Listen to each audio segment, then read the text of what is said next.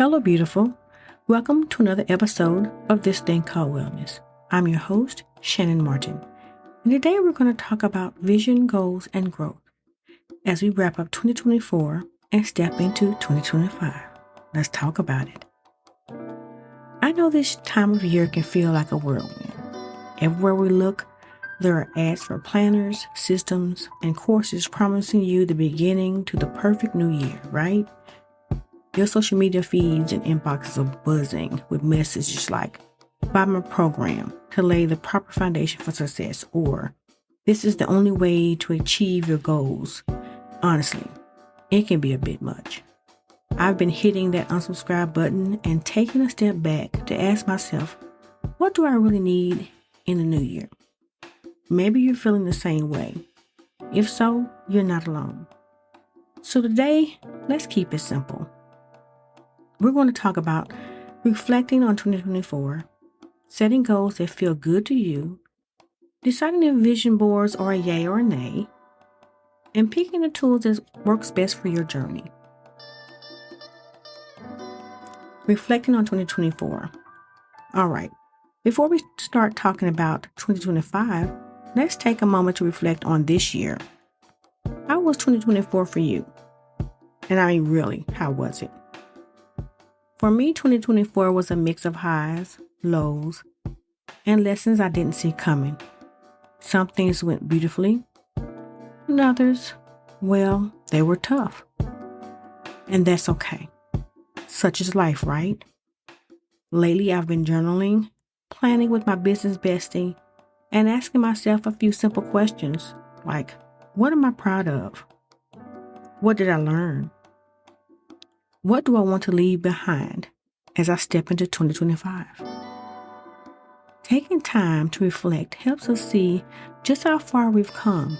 And trust me, you've come farther than you realize. So if you haven't taken a moment to pause and look back, I encourage you to do it.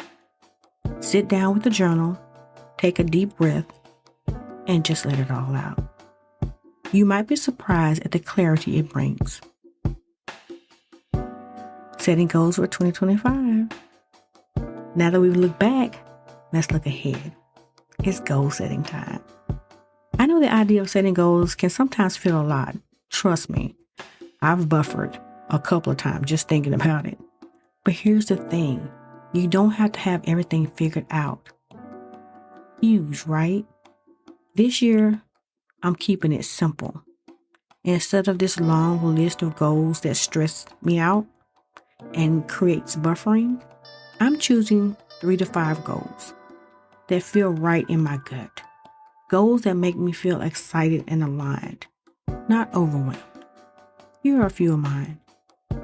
I want to grow this podcast and connect more with you, my amazing listeners. I want to launch my wellness subscription and make it a joyful experience. I want to take better care of my mind, body, and spirit.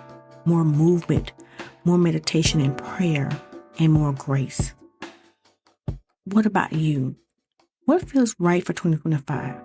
Think about what lights you up and what will get you out of bed in the morning, excited to create. I remember just recently I was talking to my son, and he asked me, Mom, what fills you up with joy? What could you do for free? Remember those old teachings?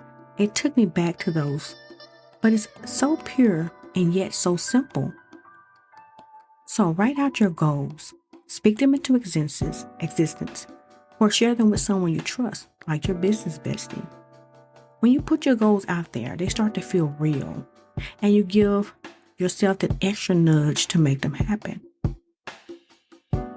Vision boards, yay or nay, right? Okay, let's talk about vision boards. We keep hearing all the stars, I guess you can say well-influenced people talk about vision boards. Are you a vision board person? I feel like people are either all in or a hard pass.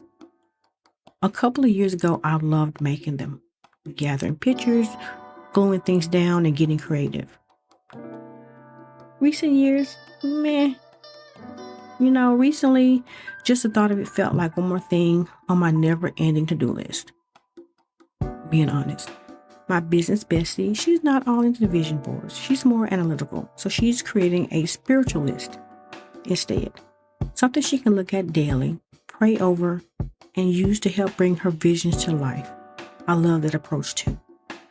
The point is to have something that keeps your goals front and center, whether it's a vision board, a list, sticky notes on your mirror, whatever. Do what works for you. I'm still deciding if I'll do a vision board this year, even though, I've done them before. But what about you? Yay or nay on the vision board? Planning tools and staying on track. Big one, right? Let's talk about staying organized. I've already picked out my planner for 2025. Woo-woo. And can I just say, there's nothing like opening a fresh planner at the start of a new year. I'm a paper and pen kind of girl. There's just something about writing things down with my stickers and all the things that makes it stick for me. But if digital tools work for you, go for it.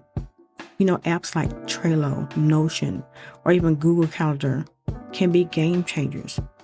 And sometimes I use them too, more so the Google Calendar. But the key here is use what works for you. And remember, plans are just a guide. Life happens. So be flexible, adapt, adjust, and give yourself grace along the way. Closing 2024 with intention. As we wrap up, I want to invite you to close out 2024 with intention. We have literally 2.5 weeks left in 2024. That's insane to even think about. I want you to take a moment to pause, breathe, and reflect. For one, you made it through this year, and that's something to celebrate. One thing I haven't tried before, but I'm going to give it a try this year, is writing a letter to my future self and setting an intention for the new year. I want to take some time to reflect on what I'm proud of, what I'm grateful for, and what I'm ready to let go of. And for 2025, I'll be centering that intention around healing. Here's the intention sentence, or just the intention within itself I'm setting for me. In 2025, I will embrace my healing journey with patience, courage, and love. I will honor my mind, body, and spirit by giving myself grace, releasing what no longer serves me, and creating space for growth and joy. What about you? What intentions feel right for you?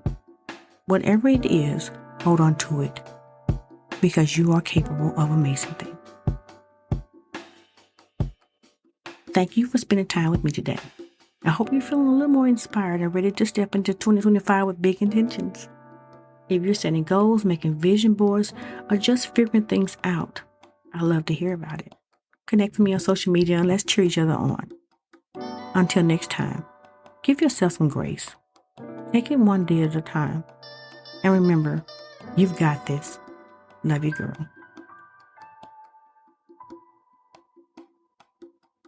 If you enjoyed today's episode, take a moment to rate and review the show on Apple Podcast or wherever you listen in.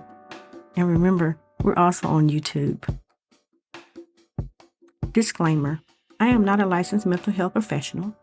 The information provided here is for general informational purposes only and should not be considered a substitute for professional mental health advice, diagnosis, or treatment. If you need help, please consult a qualified mental health professional.